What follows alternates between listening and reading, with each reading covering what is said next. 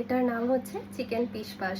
এটার রেসিপি আমি এতদিন ধরে অনেক দেখেছি, কিন্তু আজ অব্দি বানিয়ে ওঠা হয়নি। বাট আজকে আমি এটা বানিয়েছি, আর এটা একবার জাস্ট ট্রাই করে দেখো, এতটা ভালো খেতে। চলো তোমাদের সাথে রেসিপিটা আজ শেয়ার করি। এই রেসিপিটা বানানো যতটা সোজা আর বিশ্বাস করো ততটাই কম সময় লাগে। প্রথমে চিকেনটাকে ভালো করে ধুয়ে ওটাতে নুন, গোলমরিচ, লেবুর রস আর অল্প একটু সাদা তেল দিয়ে 10 থেকে 15 মিনিট ম্যারিনেট করতে রাখবো। আর ওটা যতক্ষণে ম্যারিনেট হবে ততক্ষণে আমি একটা কড়াইয়ের মধ্যে অল্প একটু বাটার আর একটু সাদা তেল নিয়েছি। তার মধ্যে গোটা গরম মশলা আর গোটা গোলমরিচ দিয়ে আমি দিয়ে দিয়েছি চপ করে রাখা পেঁয়াজ কুচি। আমি এইভাবে পেঁয়াজটাকে চপ করেছি, তোমরা চাইলে লম্বা লম্বা করেও চপ করতে পারো। পেঁয়াজটা খুব সুন্দর করে ভাজা ভাজা হয়ে গেছে। এবার এর মধ্যে আদা আর রসুন বাটা দিয়ে ভালো করে ভেজে নেব যতক্ষণ না কাঁচা গন্ধটা চলে যায়।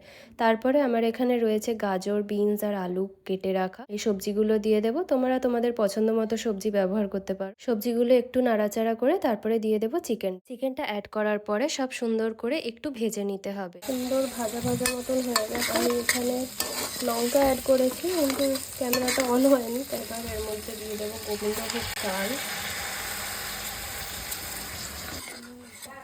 এই বাটির একটু কম কম এক বাটি আমি চাল নিয়েছিলাম, কিন্তু একটু বেশি করেই জল দেব, কারণ এটা একটু খিচুড়ির মতন হবে। এর ডাবল জল দিতে হয়। একটা বাটি ভর্তি জল দিয়েছি, আর আমি দেব 1 কাপ দুধ। চালটা একটু ফুটে এসছে, এবার আমি এর মধ্যে 1 বাটি দুধ দিয়ে দেব। আমি এখানে গুঁড়ো দুধ ব্যবহার করেছি, যেহেতু আমার কাছে প্যাকেট দুধ নেই। এর মধ্যে এবার আর একটু নুন, তো চিনি খাই না তাই 2টো সুগার ফ্রি দিয়ে দিচ্ছি একটু মিষ্টির জন্য।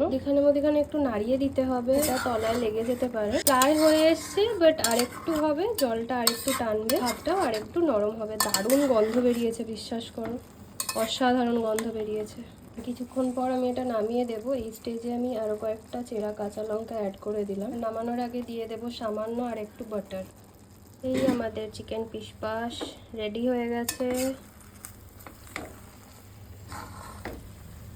এরকম মাখা মাখা স্টাইলেরই হয় এটা।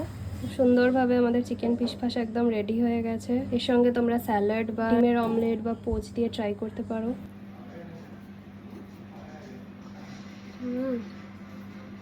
অসাধারণ। তো একবার ট্রাই করে দেখো, নাহলে বুঝবে না যে কতটা ভালো খেতে।